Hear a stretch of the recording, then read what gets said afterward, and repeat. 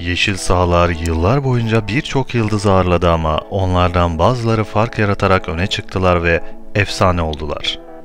İşte futbol tarihinin gelmiş geçmiş en iyi 11 futbolcusu.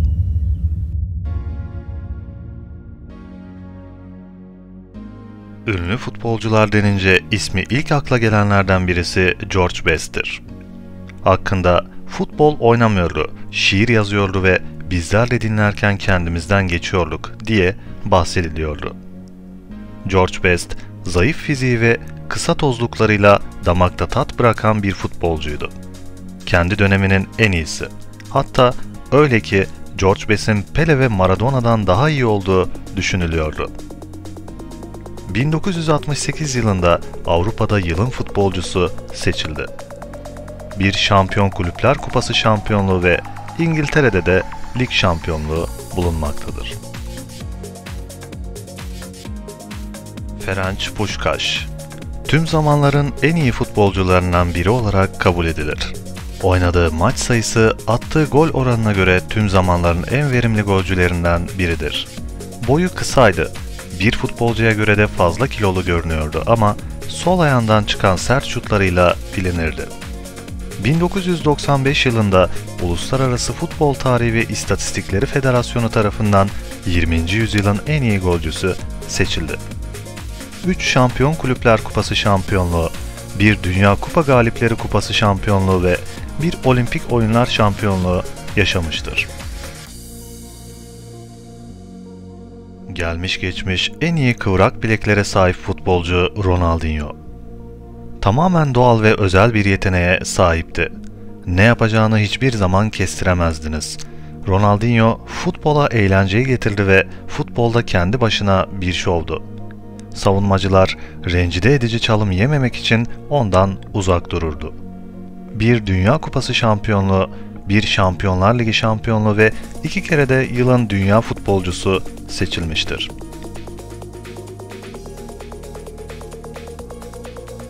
Futbolu değiştiren adam sözünün tam karşılığı Johan Cruyff'tur. Hata yapmaktan ve farklı olmaktan korkmadan, başkalarının ne düşündüğünü önemsemeden, özgürlüğün, yaratıcılığın ideallerinin peşinde koşan bir futbol efsanesi.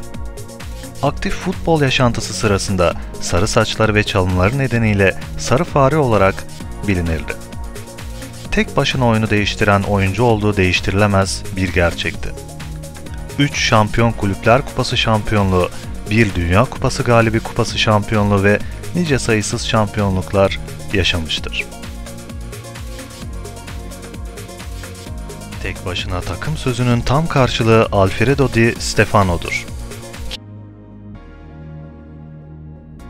Futbolu güzel bir oyun haline getiren büyük oyunculardan biri Zinedine Zidane. Oynadığı her takımda sayısız başarılara imza atan futbolcu, muhteşem top kontrolü, oyunu iyi okuması ve attığı kritik paslarla rakip takımların korkulu rüyası oldu.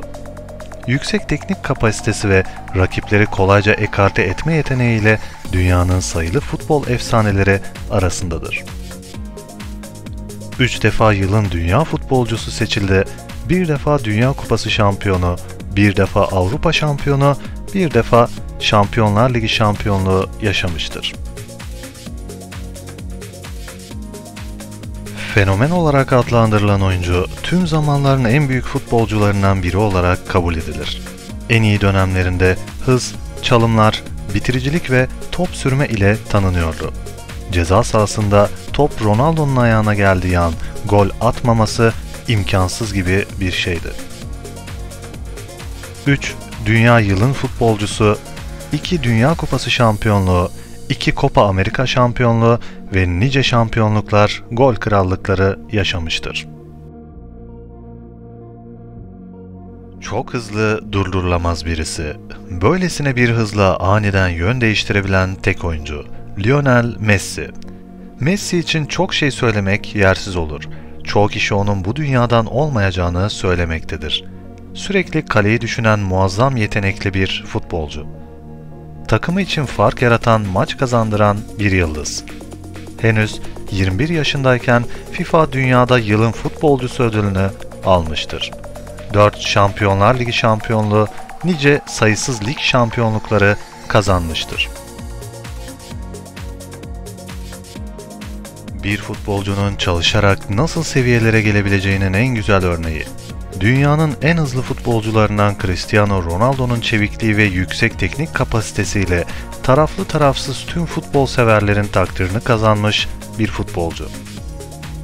Büyük başarılara imza atan Cristiano Ronaldo, 2 kez yılın dünya futbolcusu, 1 Avrupa şampiyonluğu, 5 Şampiyonlar Ligi şampiyonluğu, sayısız gol krallığı ve lig şampiyonluğu yaşamıştır.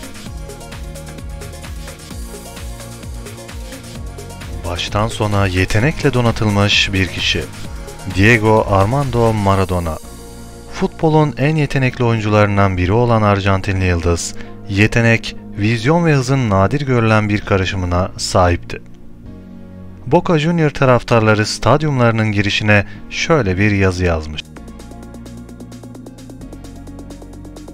Dünya spor tarihinin en simgesel isimlerinden olan futbolcu Pele.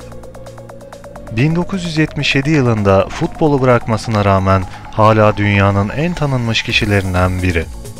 Namının bu denli büyük olmasındaki bir diğer sebep de çıktığı 1363 müsabakada 1281 kez fileleri havalandırmasıdır. Pele 6 kez bir maçta 5'er gol kaydetti. 30 maçta da 4'er gol kaydeden siyah inci tam 92 maçta da hat-trick yaptı. 3 Dünya Kupası şampiyonluğu, 2 Copa Libertadores şampiyonluğu yaşadı.